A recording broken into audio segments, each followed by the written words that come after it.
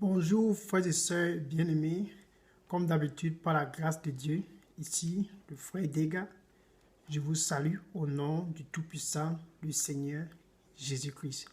Je suis vraiment très ému du plus profond de mon cœur de vous avoir encore une fois de plus connecté très tôt ce matin pour votre dose quotidienne de la parole de Dieu. Gloire à Dieu. Bien-aimés frères et sœurs, nous allons regarder par la grâce de Dieu en ce qui concerne la sagesse de Dieu dont nous avions besoin pour prospérer dans nos affaires, prospérer dans notre famille, pour avoir une bonne santé, en fait, pour avoir un bon résultat.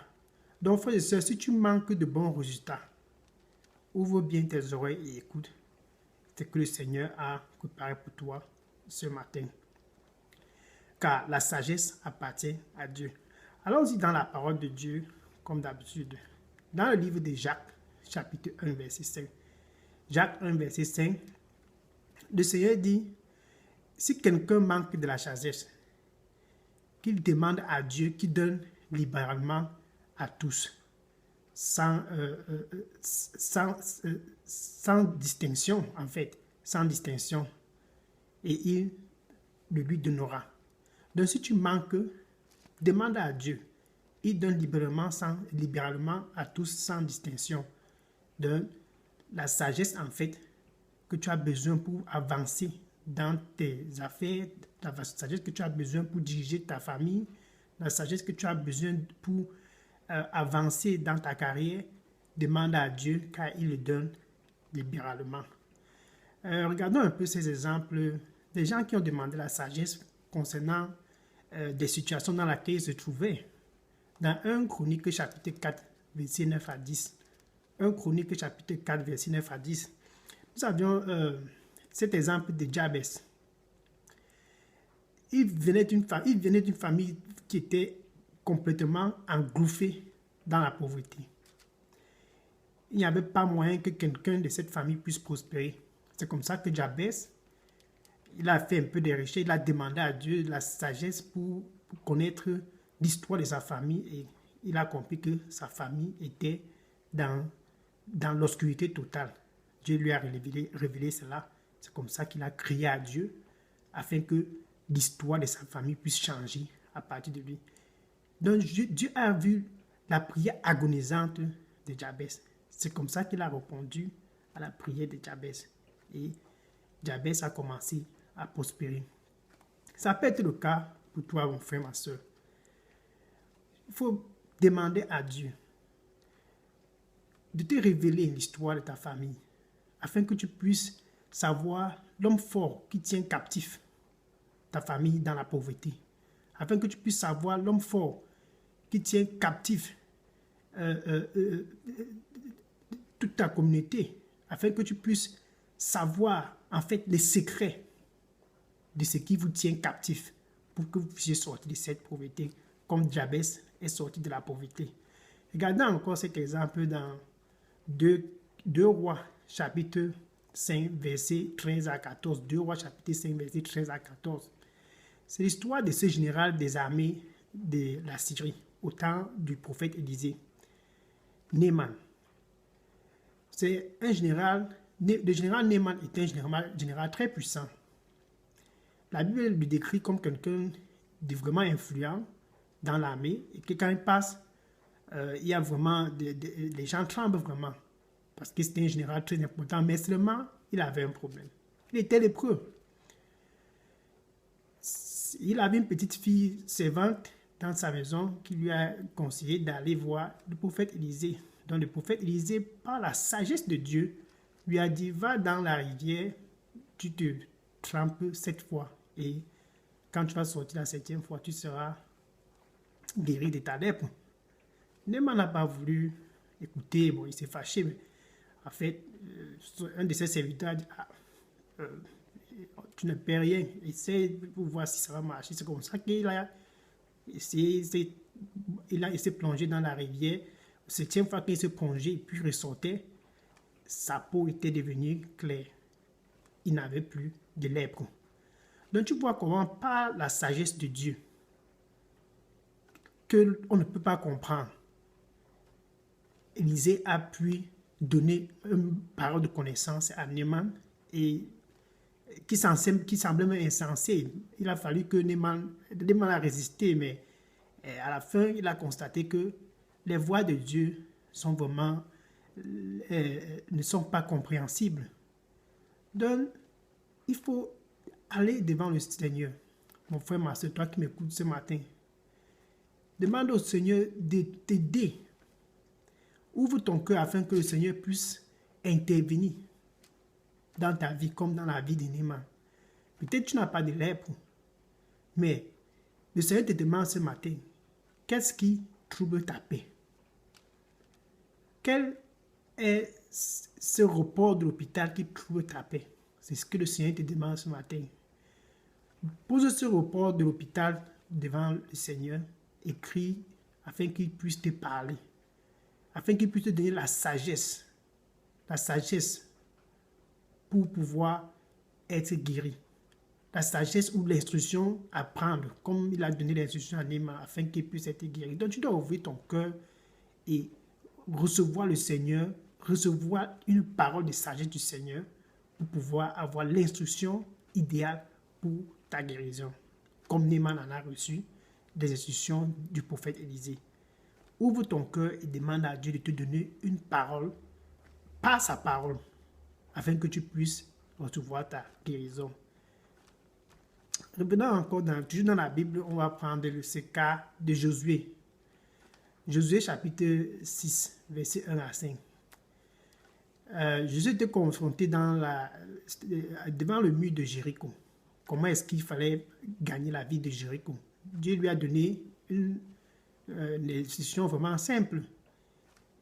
Marchez autour de la muraille, 6 fois au 7e tour, vous allez crier et sonner la trompette. C'est comme ça que le mur va s'écrouler. Et Jéricho a été pris de cette manière. Quel est ton mur de Jéricho? C'est ce que le Seigneur te demande ce matin. Quel est ce mur de Jéricho qui t'empêche d'avoir la prospérité dans tes affaires? Quel est ce mur de Jéricho qui t'empêche de pouvoir avoir la paix dans ta famille? Quel est ce mur de Jéricho qui t'empêche de pouvoir avoir une santé résonnante? Quel est ce mur de Jéricho qui t'empêche de pouvoir avoir le sourire? Écoute donc la voix du Seigneur ce matin et ses instructions. Ouvre ton cœur et écoute le Seigneur. Pose tes problèmes devant le Seigneur et ce mur de Jéricho va tomber au nom de Jésus-Christ ce matin. Donc tu comprends donc que le Seigneur peut aussi te donner la sagesse afin que tu puisses prospérer dans ton travail, dans ta carrière. Par exemple, dans Exode chapitre 31, verset 1 à 11, il a rempli d'un esprit de sagesse Bézaël et Oholiab afin qu'ils puissent aider Moïse à construire le plan qui lui avait été donné. Car Moïse avait besoin de quelqu'un pour pouvoir effectuer la réalisation qu'il a reçue de Dieu. Donc, l'esprit de connaissance était en Bézaël et Oholiab afin qu'ils puissent accomplir la construction de ce qui était révélé à Moïse. Donc, tu comprends que c'est le Seigneur qui en fait qui te donne la sagesse afin que tu puisses avancer. C'est le Saint-Esprit, par la puissance du Saint-Esprit, qui te parle afin que tu puisses pouvoir écouter les instructions. Quand il dit dans Isaïe chapitre 30, verset 21, tu vas écouter une voix derrière toi. Cette voix va te dire, ça c'est le chemin. Tourne à droite, tourne à gauche. Donc cette voix-là, c'est la voix du Saint-Esprit. Car Jésus-Christ nous a promis le Saint-Esprit quand il en allait. Dans Jean chapitre 16, verset 14, Jésus-Christ dit, quand le Saint-Esprit va venir, il va me glorifier. Il va prendre de ce qui est en moi et il va vous le déclarer. Donc le Saint-Esprit prend en Jésus pour déclarer. Et comme nous savions que Jésus-Christ est Dieu, d'après Jean 10, verset 30, Jésus-Christ est Dieu. Quand il dit mon Père et moi sommes un.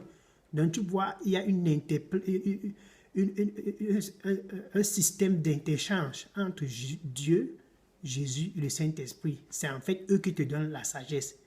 Mais pour pouvoir recevoir cette sagesse-là, mon frère, ma soeur, cette sagesse qui va te permettre de pouvoir te délivrer comme Jabez dans la pauvreté, cette sagesse qui va te permettre de pouvoir avoir la santé totale comme Naaman, cette sagesse qui va te permettre de pouvoir renverser ce mur de Jéricho dans ta vie, cette sagesse qui va te donner l'intelligence comme Bézaël et Oholiab.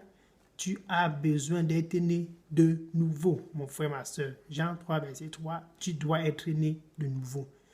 Le Seigneur Jésus qui t'appelle de te repentir. Quand il apparaît dans Marc 1, verset 15, au début de son ministère, il dit, repentez-vous, car le royaume des cieux est proche.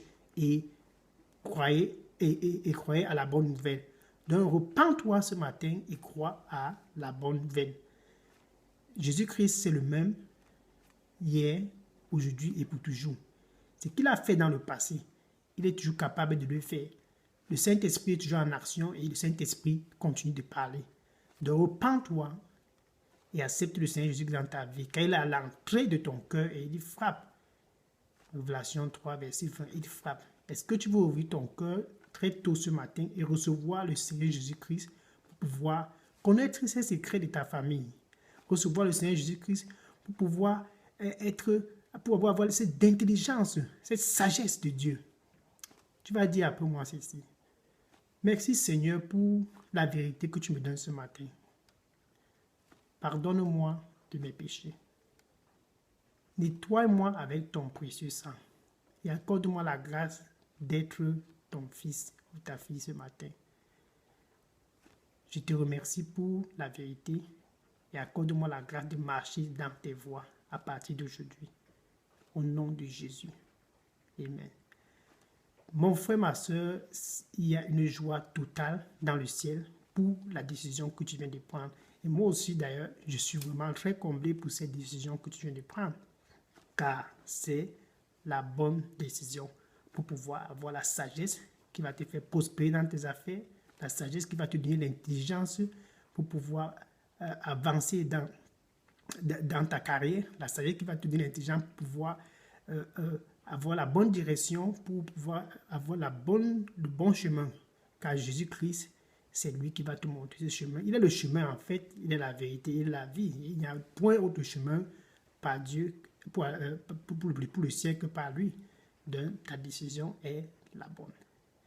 Que le Seigneur te bénisse en abondance et j'espère que tu vas continuer de marcher dans les pas du Seigneur Jésus.